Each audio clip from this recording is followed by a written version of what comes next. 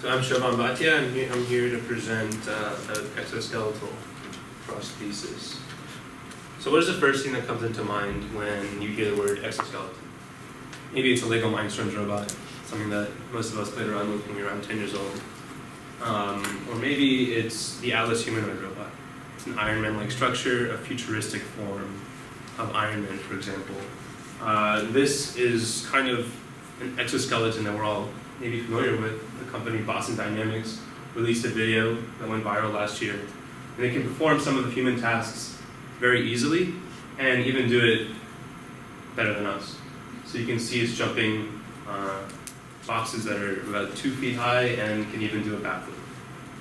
So this is where we are right now in the 21st century. And so my goal is to introduce to you the brief history of exoskeletal prosthetics and mention some of the industries that are being used and tie in cerebral palsy and how the exoskeletal prosthetic can be used for cerebral palsy. So a brief history was the first exoskeletal prosthetic was GE's Hardyman. It was created in 1961 and it was purely conceptual. It never was able to get into production because of the lack of technology at the time. And this exoskeleton prosthetic was designed to help GE in their development. Fast forwarding 5 years later, Iron Man was developed, and it was built on the new height of exoskeletons as a whole at the time. And we can see here that it's modeled after a strong human. For example, you can see the muscles, the whole body is formed after, or designed after a human. And then we move into the 90s, early 1990s, and the Pittman suit was a project funded by the US military, essentially to create a human tank on the soldier. But again, the technology wasn't there at the time, so the project was halted. So we can see a trend here. The technology in the 20th century just wasn't there. And so in the 21st century, we moved to, for example, the military industry, where they're using a Hulk. It's called the Human Universal Load Carrier, pretty much daily in their lives. So here it can assist the soldiers in carrying boxes up to 200 pounds, and it can assist them in the field when they're carrying difficult, heavy loads. And then the obvious applications in the medical industry. And the prosthetics that we're looking into is mainly focusing on patients who have loss of ability to walk. And those patients, most of them have cerebral palsy, for example, children who suffer from cerebral palsy. And so what exactly is cerebral palsy? It's a neurological disorder which affects your extremities, prevents children and adults from walking because their legs and their arms don't function.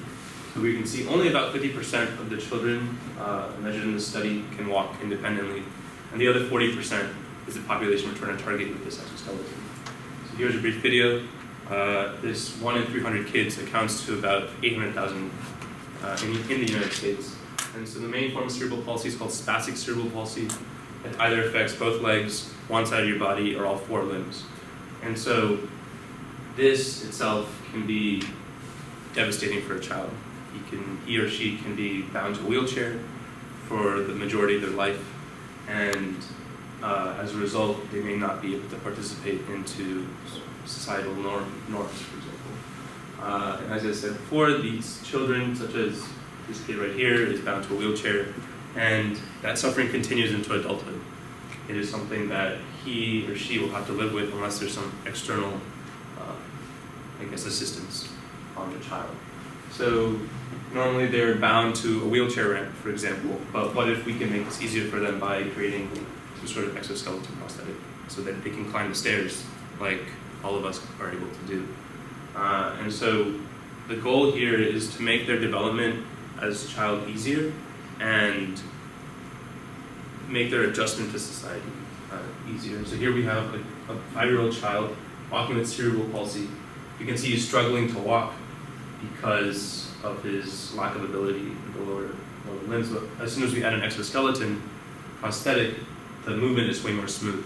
He's way more confident in his walking, and psychologically this has a big impact on the child.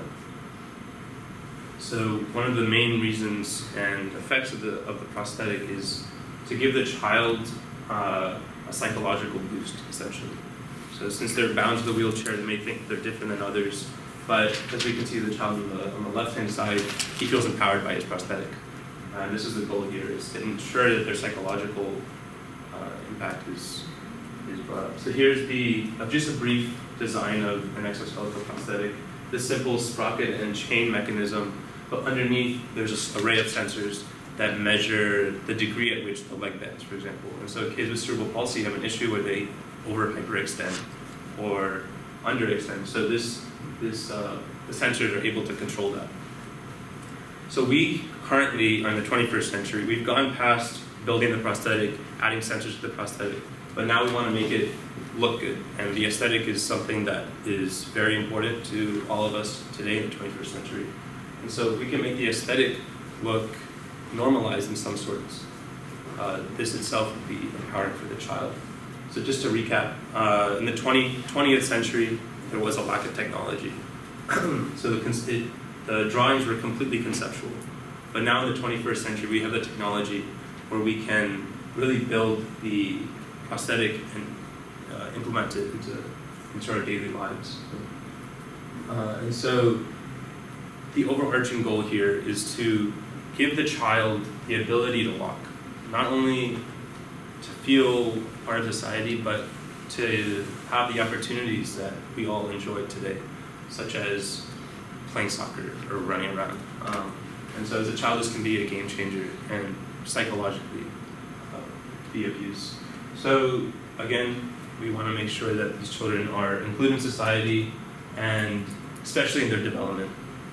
And so our goal here is to turn their missed opportunities into gained opportunities with this prosthetic, so that they feel part of normal society. Thank you.